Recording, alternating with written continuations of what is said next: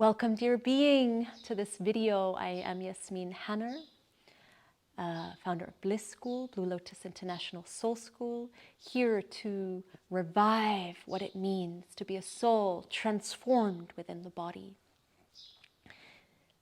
I'd like to speak about the fertility of this culture, why fertility was such an important word. You have to remember the land was barren, the land is desert. My parents have a little farm outside of Cairo in the desert, and there's underground water. And it always amazes me to see even lettuce coming out of the sand, to see the fruit trees, to see life, birds coming to drink the water. So from emptiness comes life through the power of water, which is fertility. It's fertile. We are water beings, and we contain within us fertility. I want to reframe the word fertility because it's quite misunderstood. We connect fertility to the ability to make babies. Fertility is here to procreate. I personally don't believe that. Fertility is here until the day we die. We can be fertile with our creative sap, with the waters and juices that flow through our body. Some of the juiciest people I know are tantric, beautiful women that even in their 70s, they're still embodying the aliveness. And they tell me that as they get older, they get juicier. So that belief that when you get older, you lack juice and life force and that's it, get dumped somewhere in the side with no worth, let's break that thought right now. That is not true. The more we go down this path, we'll get juicier and riper and more delicious as we age. This land is about that sap, that juice that comes from the earth, that comes from within our own body. We are by nature plump. And we may have times where we have a winter inside of us, where we become a little dry. Maybe our creative sap isn't flowing. Maybe it's a time to hibernate and go in. Trust that process, and yet don't die in your winter. Remember the cycle and come back to your spring. Revive yourself. Winter solstice is a great time to go in, to allow things inside to die, to start to plant the seeds for when it's time at the spring equinox again, to rise within you, and then to harvest that at the summer solstice, to celebrate, and then to go back in and to see what are the seeds I want to plant in my autumn equinox going into my winter. We are nature, and the more we attune ourselves to that, the more our life will be attuned with the magic of fertility, creativity, and manifestation. This fertility was depicted in quite a few ways. From the underworld rises the sun. From this underworld, we are enriched with the powers that come into our fertile day. The fertility are the possibilities of whatever can happen in that day, and how you can seize that and allow it to enrich your human experience. Art enriches our human experience. The way we sing and use and move our bodies is a way that enriches. And you will see that in indigenous cultures or cultures that are still connected to the earth and to the land and to family and to food. They dance and they eat and they laugh and they have this certain pulse within them. For my family, I know that when we come together, my Egyptian family, all they want to do is eat and dance. They don't care for intellectual conversation. Now, when I was younger, I used to judge that from my half Austrian Western mind until I realized, wow, this is fantastic. Let's dance. Let's shake things off. You see the dance in this culture, and also all the way back into any indigenous culture, ancient culture, they knew that when you moved the body, you changed the flow of your linear mind. The linear mind that wants to get from A to B to C is a very Western way of thinking. If I do this and I strategize, I will get there. And yes, you may get there. But that is not the point of life, because at the end of that, you may not really be happy. And for the ancient Egyptians, it was all about true, authentic connection to life, to earth, to the sky, to ourself, to our bodies, and to others. It was about joy. So yes, there's this goals and these orientations, but when you don't get what you want, shake it, move it out of the body. Allow this dance to transform linear neurological pathways into something that knows how to flow and be fluid. This fluidity of life, this feminine embracing of life, gives us a way of feeling that there isn't just the destination, but the journey itself. And so this ability to transform these deep linear grooves into something that flows and becomes fluid is a way for us to remember the integrated feminine way of life and not just the linear masculine.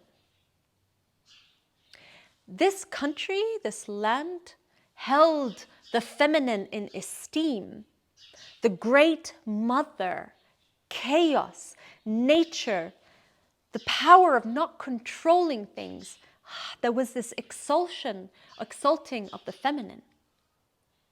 If you thought it was patriarchal, it isn't. It's matriarchal. Actually, the dynasties were determined by who married into the mother line. It was a mother line. This land was, the dynasties were depicted by the mother line.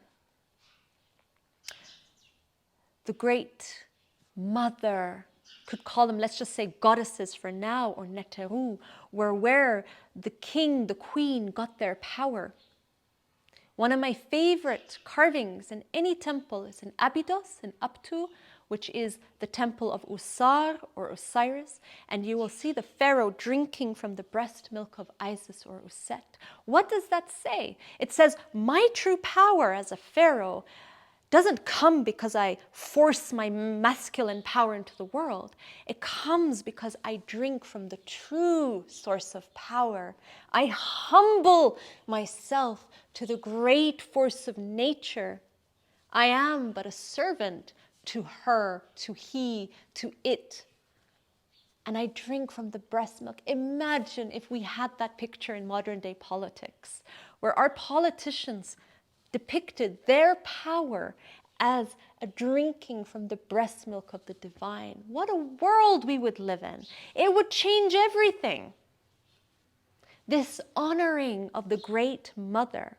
And this land did honor the great mother, because the great mother is nature. Yes, she's beautiful and nurturing and loving and kind and gives us everything we need, but she'll kick our ass. She can destroy us. She's fierce. She's powerful. And we have to learn how to work and be with her, humble ourselves to her, surrender our petty, egotistical powers to her, and to allow ourselves to be filled with the true power of nature within. Now we can see throughout history that when there was this embracing of the Great Mother as a fierce but also loving, benevolent being, there was a different form of civilization. There was an earth cult civilization as well as a sky cult. It embraced nature, revered nature, honored nature, and also the celestial, cosmic experience of our nature. Ancient Egypt married the sky cult with the earth cult. It married the heavens with the earth. And if there's anywhere we're heading to now in this birthing, dawning of a new civilization, it's marrying the earth back with the sky. Now, when the Greeks came, they first embraced the ancient Egyptian culture, learned from it, adapted to it, even changed and transformed themselves into this ancient land by drawing themselves, using the hieroglyphics, or drawing themselves in ancient Egyptian gear, But then, over time, there became this disconnection between the earth, and it moved towards the sky. That even Athena, the Greek deity, you could say, feminine goddess, was born from Zeus's mind. It was the birth of intellect.